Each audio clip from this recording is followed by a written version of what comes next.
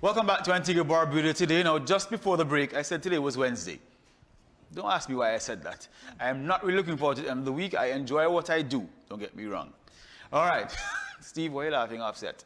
It's time for book club, though, and sitting with me is Gisele Isaac, Madam Gisele Isaac. We're talking about her book. It's called Considering Venus. Now, from her own admission, it's a very hot book. So we're not going to be reading any excerpts from that book this morning, just to talk to her about writing it, the basic plot of the story, and about some other books she's written. Welcome to Book Club, Isaac. Thank you, thank you. You're very welcome. To you and your audience. Indeed. Now, Considering Venus, tell us about the idea, first of all, for this book. Well, this book was kind of ahead of its time. It was written back in the mid-90s, and it's really a romance between two women.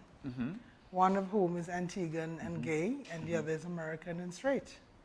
And it's the story of their relationship, their romance, and the effect it has on their families. Or there's a contrast between how both families accept or deal with this relationship.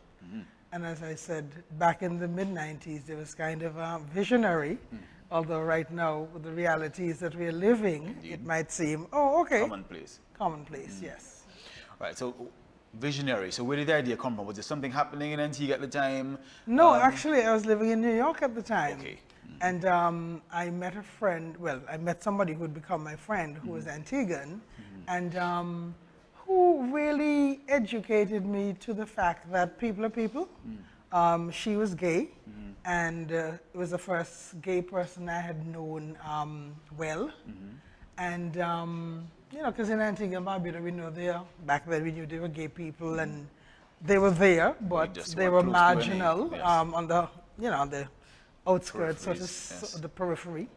And so this, because she was at university with me, I got to know her well, and I discovered that, you know, they're just people, and they have the same feelings and hopes and fears and experiences as the rest of us do.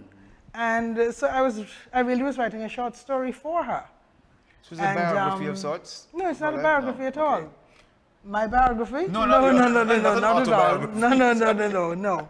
I was just writing a story for her. Okay, great. And the story, the short story, just grew and grew and grew until it became a novel. Nice, nice. Was that the first book you'd ever written? That was my first book. Nice. And tell us about your journey since then, since that book was written. Since then, after that, I came home. I came home in 1998, the same year the book was published, actually, although it was written in 1996.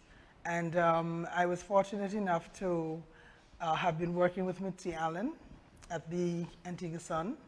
And they had read my book, she and her husband, and they asked me to do a screenplay for their first movie, The Sweetest Mango. So I did that, and the following year I did No Seed. Nice. I mean, I remember those movies very fondly. Okay. Never knew that you wrote the screenplay for them. Kudos to you. Thank you. How have you found the writing process? Did you always know that you wanted to be a writer? I always knew I wanted to be a writer. I tell people I came out of the womb with a pen in my hand. I wrote fiction. I still write fiction, though much less so now. I write more editorials and commentaries and so on. But I have to write. I was born to write. Even if I write and it's not published, I'm still writing. Was it, although you always wanted to, was it difficult getting started? No, it's not difficult getting started because I was always writing. Okay. When I was in university, I had to write. I'm a journalism major. I was a journalism major. And so writing was an integral part of my academic life.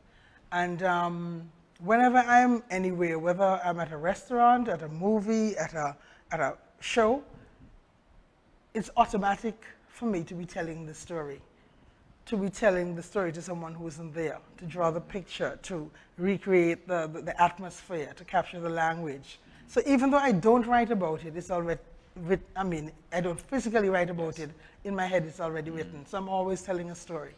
And what about the publishing process? What's that been like for you? Nowadays you self-publish. Yeah, that is a challenge. And I really respect people who self-publish because I read a lot of books that ought not to be published at all. You know, you read them and you say, somebody published this, somebody cut down a tree to make paper for this. And then you'll read another book that's self-published, or you'll read an article in a paper, a magazine, and you say, no, this is something that ought to be published. And so I respect people who go through that process because they have a story to tell. And I do wish that publishing were not so expensive. Everything has changed now with technology. And, you know, people hardly buy books, physical books anymore. You have your Kindle, which makes it easy for access, but it's a tough thing. I like turning pages, though. I like turning pages, too. I do, too. I do, too. Yeah. Okay, now, the sale of books. Of course, you know, Best of Books in Antigua. How have you found the sale of your books to be going? To tell the truth, I've been quite surprised and pleasantly so that my book is still selling. As I said, it was published in 1998. This is 2020. Yeah, I was born about that time. Yeah. Well, you're a little baby then. Just kidding. But about 2 months ago, I think, or 2 or 3 months ago, I called Barbara Arundel at the Best of Books because somebody was here, somebody was coming to Antigua and wanted several copies to take back. They wanted me to autograph them. And she said at the time she didn't have any. And I was very heartened to hear her say that one of the last copies she had sold, she has since gotten more, but one of the last copies she had sold was to a woman who wanted to buy it for her daughter, who was feeling conflicted about her own sexuality.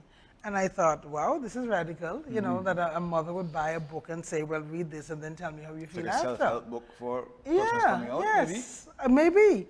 And so I was very gratified that, you know, people thought enough of me that my book would be almost like an instruction manual, as you said. Not how to have a relationship, but at least how to find yourself. Yes.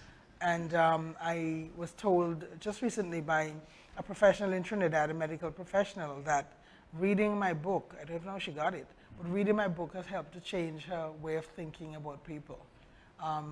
She always thought that being gay was a biological thing.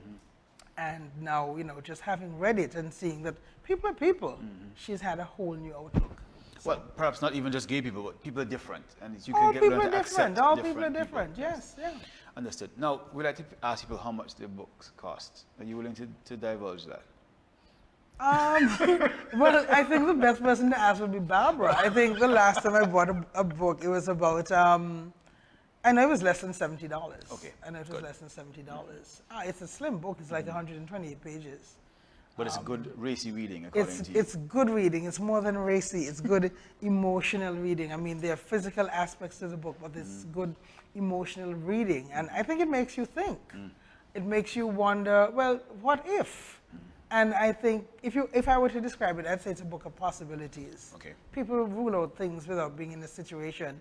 You don't know how you would act in a situation unless you're placed in it. Perhaps turning it into a movie anytime soon? Oh, I would love that. I would love that. But as I said, because it's so ordinary now, I don't know, you know, maybe I've missed the boat.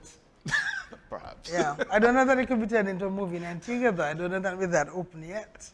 All right, well, any physical copies back in Best of Books now? Yes. They are, indeed. And, of course, And you can get it on Amazon. Nice. Yes. Indeed. Yeah. All right, and the name again? Considering Venus. Considering Venus. Is your author name Gisele Isaac? Yes, it is. All right. Yes, it Most is. people have some monikers. No, I don't have any pseudonyms. No, I own what I write. That's right. Yes. Yes. All right, so this week's feature, a book club, featured Gisele Isaac, author of Considering Venus, among several other books. Of course, available at Best of Books in Antigua, also available online at Amazon.com. All right, Madam, thank you so much for joining us this morning. Thank you for having me. You're very welcome. We'll be right back. Who's the Man comes up after the break. Tell somebody. Join us when we come back.